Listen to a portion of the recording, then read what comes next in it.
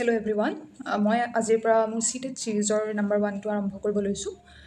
cheated paper 1 আৰু paper 2 দুইটাৰে cheated ছিৰিজত language 1 and language 2 দুইটাই থাকে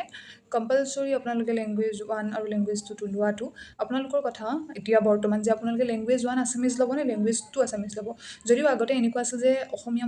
মাধ্যমত এপ্লাই কৰিবলৈ হ'লে লেংগুৱেজ 1খন সদায় অসমীয়া হ'ব লাগে কিন্তু সেইটো মাজতে অকণমান কণ্ট্ৰভাৰ্চি টাইপ হৈ থাকে মাজতে বহুতে এনেকুৱা ধৰণৰ সেনেকুৱা কথা নাই যে লেংগুৱেজ 1খন অসমীয়া হ'লে বা লেংগুৱেজ 2খন অসমীয়া হ'লে এনেকুৱা হ'ব কিন্তু তথাপিও আপোনালোকে লেংগুৱেজ 1 অসমীয়া চিলেক্ট কৰিব কাৰণ তেতিয়াহ'লে আপোনালোকৰ কিছু পৰিমাণৰ কুৱেশ্যন বেছিকৈ শুদ্ধ হোৱা মোৰ ফালৰ পৰা দেখা গৈছে কাৰণ লেংগুৱেজ 1খন যেতিয়া অসমীয়া হয় তাত প্ৰ'জ আৰু পয়ট্ৰি দুইটাই আপোনালোকৰ অসমীয়াত আহে কিন্তু যদি আপোনালোকে লেংগুৱেজ 2 লয় তেনেহ'লে দুইটাই গদ্য আহে অকণমান লম্বা হয় পঢ়োঁতে আপোনালোকৰ কবিতা হ'লে অলপমান সোনকালে পঢ়ি শেষ হয় যিহেতু আমি টাইম মেনেজমেণ্টৰ কথা ভাবিব লাগে সেইটো কাৰণে মই আৰম্ভ কৰিব লৈছোঁ আজি চিটেড ছিৰিজৰ প্ৰথমটো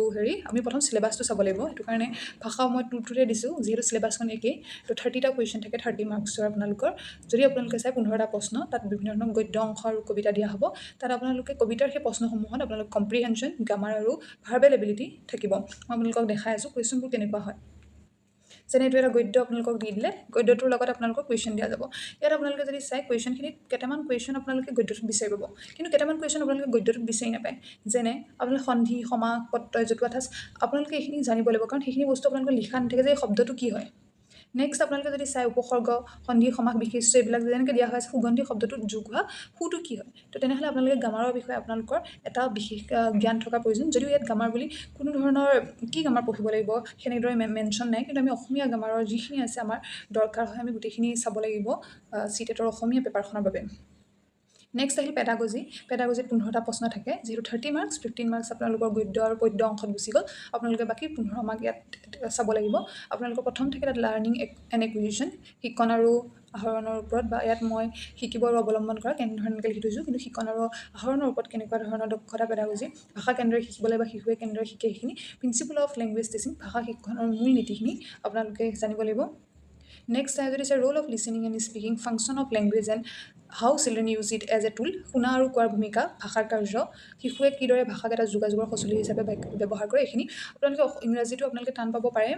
অসমীয়াটো টান পাব পাৰে কাৰণ অসমীয়াখিনি সঠিক অসমীয়াত ব্যৱহাৰ কৰে কিন্তু আমি বৰ্তমান ইমান শুদ্ধ অসমীয়া নকওঁ সেইটো কাৰণে আমাৰ কাৰণে টান লাগিব পাৰে কিন্তু আপোনালোকে ইংৰাজী টাৰ্মটো চালে আপোনালোকে হয়তো ইজিলি বুজি পাব পাৰে কেতিয়াবা সেইটো কাৰণে আপোনালোকে দুইটাই ব্যৱহাৰ কৰিব চাব critical perspective on the roll of grammar মানে কথাত আৰু লিখনত ভাৱ প্ৰকাশ কৰিবলৈ ভাষা শিক্ষণত ব্যাকৰণৰ ভূমিকা আপোনালোকে সেইটো কাৰণে ব্যাকৰণ কেন্দ্ৰই ইউজ কৰিব লাগে সেইখিনি গোটেইখিনি চাব লাগিব আৰু ইয়াৰ সমালোচনামূলক দৃষ্টিভংগী মানে ক্ৰিটিকেলি আপোনালোকে কেনেকৈ চাই ক্ৰিটিকেল পাৰ্চপেক্টিভটো চাব লাগিব challenge of teaching language in a diverse classroom বিভিন্ন মানে বৈচিত্ৰ ধৰণৰ ক্লাছৰুম বৰ্তমান যিহেতু ইনক্লুজিভ এডুকেশ্যন তাত সকলোখিনি থাকে আপোনালোকে বিভিন্ন ধৰণৰ ডাইভাৰ্ছ ক্লাছৰুমত কেনেকুৱা ধৰণৰ চেলেঞ্জেছ ফেচ হয় লেংগুৱেজ ভাষাগত ডিফিকাল্টিছ কাৰণ আমাৰ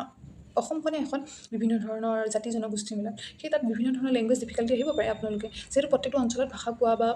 ঠাঁচবিলাক বেলেগ বেলেগ সেইটো কাৰণে আপোনালোকে কেনেকুৱা ধৰণৰ কি আছে এই গোটেইখিনি এৰৰ্ছ এণ্ড ডিছঅৰ্ডাৰ্ছ গোটেইখিনি ভাষাগত ভুল আৰু ভাষাৰ বিকৃতিসমূহ এইখিনি জানিব লাগিব নেক্সট লেংগুৱেজ স্কিলছ ভাষাগত দক্ষতা শুনা কোৱা পঢ়া আৰু লিখাৰ দক্ষতা বিকাশ সেইখিনি চাব লাগিব কেনেধৰণে কি ভাষাটো শুদ্ধ আছে নে কেতিয়াবা স্পেলিং মিষ্টেক্স দি দিব পাৰে এনেকুৱা ধৰণৰ ইজি দি দিয়ে আপোনালোকে ইমান হেৰি কৰিব ভাবিব নালাগে মই যিহেতু চিৰিজ আৰম্ভ কৰিছোঁ গোটেইখিনি আপোনালোকক ক্লিয়াৰ কৰাই দিম তাৰ বাবে আপোনালোকে চেনেলটো ছাবস্ক্ৰাইব কৰিব নাপাহৰিব নেক্সট আহিল evaluating language and comprehension and proficiency